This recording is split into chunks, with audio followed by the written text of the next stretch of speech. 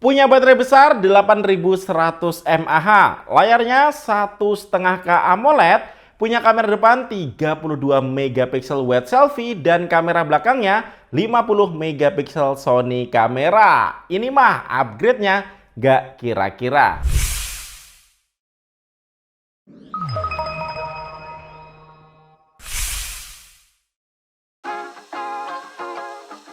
Hai guys, dengan saya Ade. Jadi di depan kita ini sudah ada Vivo Y500.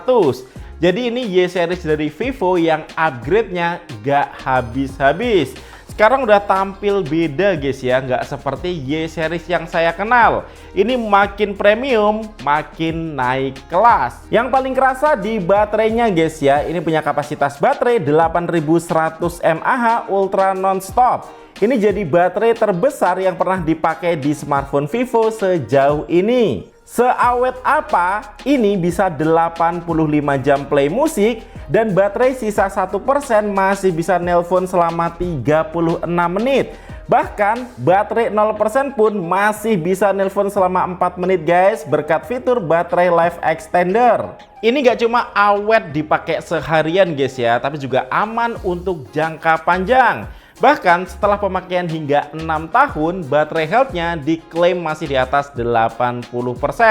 So, gak perlu khawatir performa baterainya cepat menurun. Selain itu, ini udah ada fitur bypass charging 2.0. Jadi saat lagi gaming atau nonton sambil ngecharge, daya bisa langsung dialirkan ke sistem tanpa harus terus mengisi baterai ya. So, suhunya lebih terjaga dan umur baterainya jadi lebih panjang. Makanya ini cocok juga nih untuk dipakai live streaming jualan. Nah, untuk fitur perlindungannya juga lengkap guys ya, mulai dari overnight charging protection yang mengatur pengisian saat ditinggal tidur semalaman, sampai high temperature protection untuk menjaga keamanan ketika suhu perangkat mulai meningkat. Dan walaupun baterainya besar, tapi Vivo nggak pelit guys ya, kita juga dikasih 44 watt flash charge. Ini charging dari 1 sampai 50% butuh waktu sekitar 45 menit aja. Nah, yang bikin makin menarik, walaupun punya kapasitas baterai yang super besar, tapi bodinya tetap tipis nih di 8,19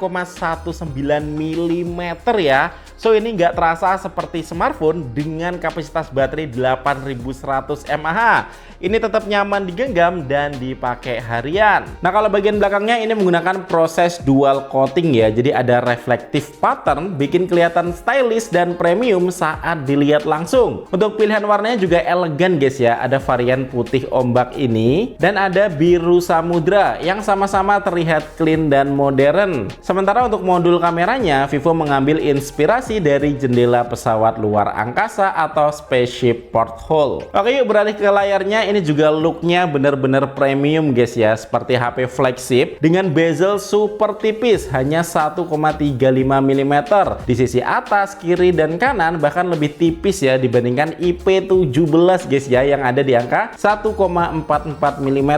So dengan ultra slim bezel, tampilan layarnya jadi lebih luas, lebih imersif saat nonton atau gaming, dan secara keseluruhan punya kesan flagship yang lebih premium. Dan nggak cuma tipis guys ya, kualitas layarnya juga asli cakep. Panel yang digunakan ini AMOLED, resolusinya 1,5K, ukurannya 6,83 inch dengan kerapatan pixel di 449 ppi. Jadi tampilannya lebih tajam dan detail dibandingkan layar Full HD Plus biasa. Nah, untuk pemakaian di luar ruangan juga aman ya, karena tingkat kecerahannya ini sampai 5000 nits peak brightness, jadi tetap nyaman dilihat meskipun di bawah terik sinar matahari. Nah, untuk warna yang dihasilkan ini juga lebih hidup ya, berkat dukungan 100% DCI P3 color gamut, jadi bikin pengalaman nonton film, streaming, ataupun gaming jadi lebih memanjakan mata. Nah, menariknya lagi, untuk screen to body rasionya ini mencapai 94,47%.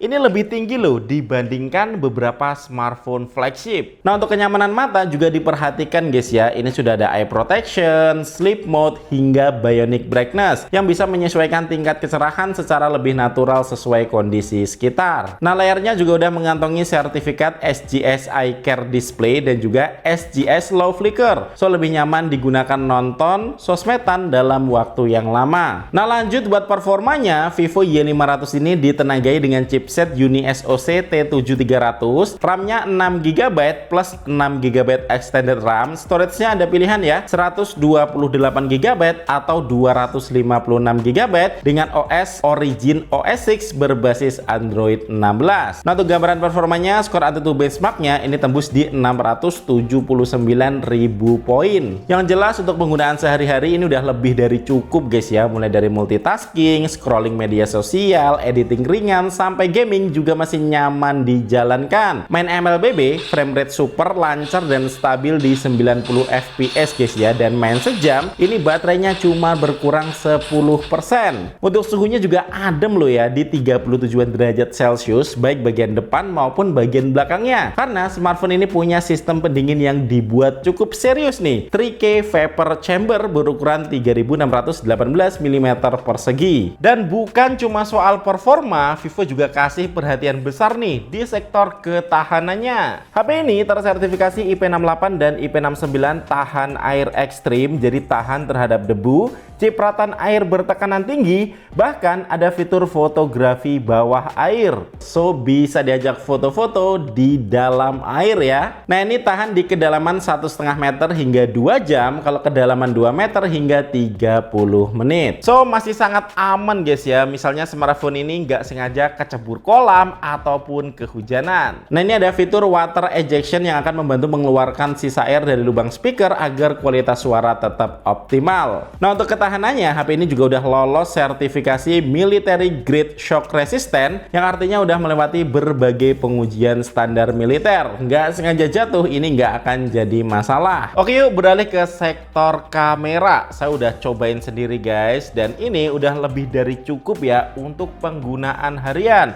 Ya, memang belum bisa dibilang yang paling istimewa, tapi untuk foto maupun video ini udah sangat bisa diandalkan. Untuk kamera selfie-nya sendiri menggunakan 32 megapiksel wide selfie kamera. Hasil fotonya bagus, detail wajahnya tetap terjaga, fokusnya cepat, dan skin tone yang dihasilkan juga enak dilihat ya, tanpa terlihat berlebihan.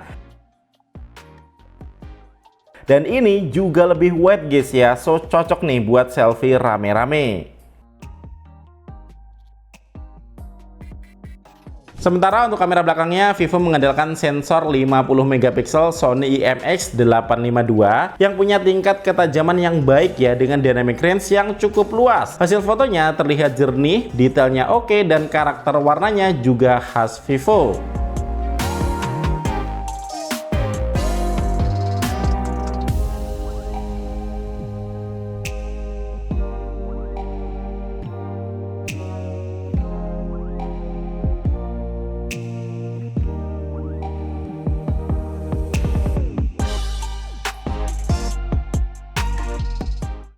Dan seperti biasa ya, tersedia juga banyak pilihan filter yang bisa disesuaikan dengan selera. Sayangnya ini emang nggak ada kamera ultra wide-nya guys ya, jadi untuk fleksibilitas pengambilan fotonya ini agak sedikit terbatas. Tapi untuk kamera utamanya, kualitasnya ini udah memuaskan guys di kelasnya. Untuk mode potretnya, hasil bokehnya juga cukup natural dengan pemisahan objek yang rapi ya. So, foto potretnya terlihat lebih enak dipandang bahkan ketika digunakan di kondisi indoor atau pencahayaan minim. Nah, jadi ini untuk hasil dari perekaman video kamera belakang Vivo Y500 guys ya.